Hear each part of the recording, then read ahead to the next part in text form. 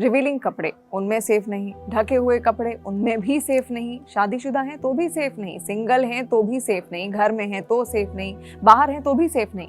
तो महिलाएं सेफ हैं कहाँ?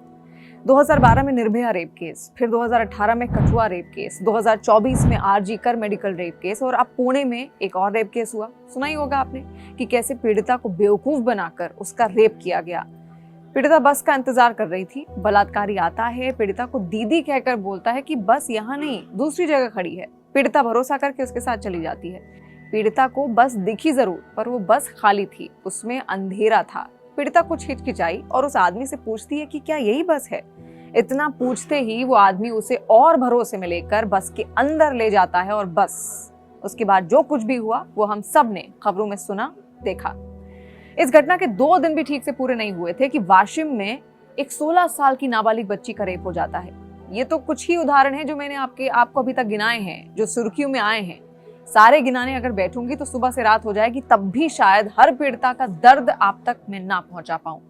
ये दरिंदगी केवल इन आम लड़कियों के साथ ही नहीं, उन लड़कियों के साथ भी हुई है जो समाज में अपना एक अलग ओहदा रखती हैं, जैसे हरियाणा में कांग्रेस कार्यकर्ता हिमानी, जिनकी लाश एक सूटकेस में बंद मिली थी। केंद्रीय मंत्री की बेटी भी सुरक्षित नहीं है, उनके साथ भी छेड़छाड़ की खबर सामने आई। अब आप खुद सोचिए कि महिलाएं सुरक्षित हैं कहाँ? न बस में, न बाहर सड़क पे, न किसी दुकान में। कौन हैवान कहाँ बैठा आपका इंतजार कर रहा है, ये आपको भी नहीं पता। अब आप में से कई ऐसे कहेंगे कि घर सबसे ज्यादा सुरक्षित है। बिल्कुल, होना भी चाहिए। पर राजस्थान के सूरतगढ़ में कलयुगी मामा ने अपनी 2.5 साल की ही भांजी के साथ दुष्कर्म किया। ये तो एक कहानी है, ऐसे हर दिन कोई ना कोई कहानी देश के किसी न किसी कोने से आती रहती है। आज चचेरे भाई ने दुष्कर्म किया, आज चाचा ने छेड़छाड़ की। तो अब बताइए, क्या महिलाओं, बच्चियों, लड़कियों के लिए उनका परिवार भी सुरक्षित है? जब आप ही गंदी गिद्ध की निगाहों से उन्हें देख रहे हैं, तो घर के बाहर तो सैकड़ों गिद्ध ऐसे बैठे हैं जो बस आपके और हमारे घर के दरवाजे खुलने का इंतजार कर रहे हैं कि बस दरवाजे खुले, लड़की बाहर निकले और उसका देह नोच के खा जाए। हम बेटियों को संस्कारी बनाते हैं, सिखाते हैं कैसे बात करनी है, कितनी बात करनी है। सामने वाला आपको कुछ कहे तो आपको संयम बरतना है, उसका आदर आपको करना है, आदर के साथ बात करनी है। घर का चौका चूल्हा सब कुछ करना है, गुस्से पर संयम रखना है, जबान नहीं चलानी है, तमीज से बैठना है, तमीज से उठना है, माहौल देखकर कपड़े पहनने हैं। यही सिखाया जाता है हर घर में, हर लड़की को। ठीक है, बहुत अच्छी बात है, सिखाया भी जाना चाहिए, संस्कारी बनाया भी जाना चाहिए। पर सोचिए, कितने घरों में यही सब कुछ लड़कों को भी सिखाया जाता है। क्या उन्हें कभी ये सिखाया गया कि घर की जिम्मेदारी आखिर कैसे संभालनी है, घर का ध्यान आखिर कैसे देना है, किसे क्या बोलना है, बहनों से कैसे बात करनी है, माँ से कैसे बात करनी है, सड़क पर चलती लड़की से कैसे बात करनी है, सड़क पर चलती किसी भी लड़की को घूरना नहीं है, उसका रास्ता नहीं रोकना है, तमीज से बात करनी है। सिखाया जाता है हमारे घरों में। ये मुश्किल से 10 में से 1 घर में ऐसा हुआ होगा जहां पर लड़कों को भी सब कुछ सिखाया जाता होगा।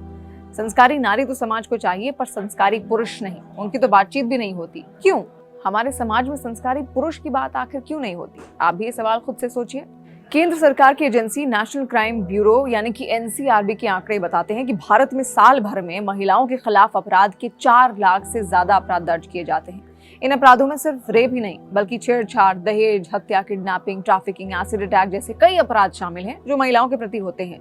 आंकड़े ये भी बताते हैं कि 2012 से पहले यानी निर्भया कांड से पहले हर साल रेप के औसतन 25,000 मामले दर्ज किए जाते थे, लेकिन इसके बाद ये आंकड़े 30,000 के ऊपर पहुंच गए। 2013 में ही 33,000 से ज्यादा मामले दर्ज हुए थे। 2016 में तो आंकड़े 39,000 के करीब तक पहुंच गए। और सोचिए, इन आंकड़ों के पीछे कितनी लड़कियों की कहानियां होंगी जो हैवानों के हत्थे चढ़ी होंगी।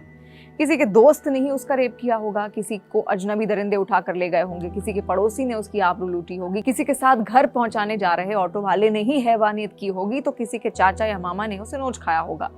गंदी नजरों से बचना चाहिए, ये बात तो हर महिला को सिखाई जाती है, पर पुरुषों को कभी ये नहीं सिखाया जाता कि किसी महिला पर गंदी नजर ही नहीं रखनी चाहिए।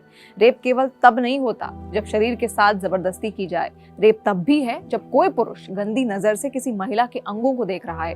रेप तब भी है जब कोई पुरुष किसी महिला को देखकर गंदे इशारे कर रहा हो, कमेंट पास कर रहा हो, भद्दी बातें कर रहा हो।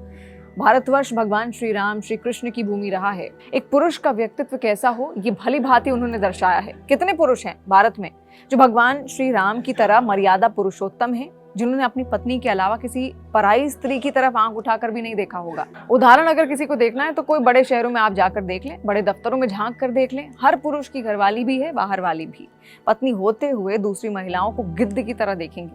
इसके अलावा कितने हैं भगवान श्री कृष्ण की तरह, जिन्होंने जब द्रौपदी का चीरहरण हुआ तो उसे बचाने वो पहुंच गए। उल्टा यहाँ तो किसी महिला के साथ अगर दरिंदगी होती भी होगी तो पहले फोन भरकर उसकी नग्न हालत में सारी वीडियोस बना ली जाएंगी, फोटो लेकर सोशल मीडिया में उसे बदनाम करके तब जाकर पुलिस को जानकारी दी जाती है। और इतना सब करने के बाद मीडिया का कैमरा देखते ही लग जाएंगे नारे लगाने, हमारी बहन को हमें न्याय दिलाना है, उसको न्याय मिलना चाहिए। वही बहन जिसका थोड़ी देर पहले ये बिना कपड़ों का वीडियो दुनिया को दिखा चुके हैं। किसी महिला के साथ सड़क पर छेड़छाड़ हो जाए तो कोई बचाने नहीं आता, बल्कि रील्स पहले बननी शुरू हो जाती हैं। चलिए ये भी छोड़िए, महाकुंभ जैसा पवित्र संगम, उसको भी लोगों ने नहीं छोड़ा। हैवानों की गिद्ध निगाहें वहां तक भी पहुंची। स्नान करते हुए महिलाओं की तस्वीरें खींची, वीडियो बनाए, सोशल मीडिया पर अपलोड किया। और अब बताइए आप क्या कहेंगे? धरती का कौन सा कोना अब ऐसा बाकी रह गया है जहां पर महिलाएं सुरक्षित हैं? ईश्वर ने 2 मनुष्य बनाए थे धरती के उद्धार के लिए, एक था नर, एक थी नारी। लेकिन अब वक्त आ गया है नारी को विलुप्त हो जाने का, वरना इन गिद्धों को वक्त नहीं लगेगा हर नारी को अपना निवाला बनाते। बहुत बातें हुई हैं समानता की, कुछ हद तक समानता देखिए समाज में आई भी है। महिलाओं को मौके दिए गए, उन्हें जो जीवन अपनी मर्जी से जीने का जो मौका है वो यहाँ पर दिया गया। लेकिन कभी कभी ऐसा लगता है कि आज़ादी तो दी गई, लेकिन इसीलिए दी गई ताकि हमेशा हमेशा के लिए एक महिला को कैद किया जा सके इन हैवानों के पिंजरों में, जहाँ महिलाओं को आज़ाद घूमता देख इन्होंने हमेशा उनका फायदा ही उठाया है। दरअसल असली समानता उस दिन होगी जब संस्कारी नारी के साथ साथ हम सब संस्कारी पुरुष की भी बात करेंगे।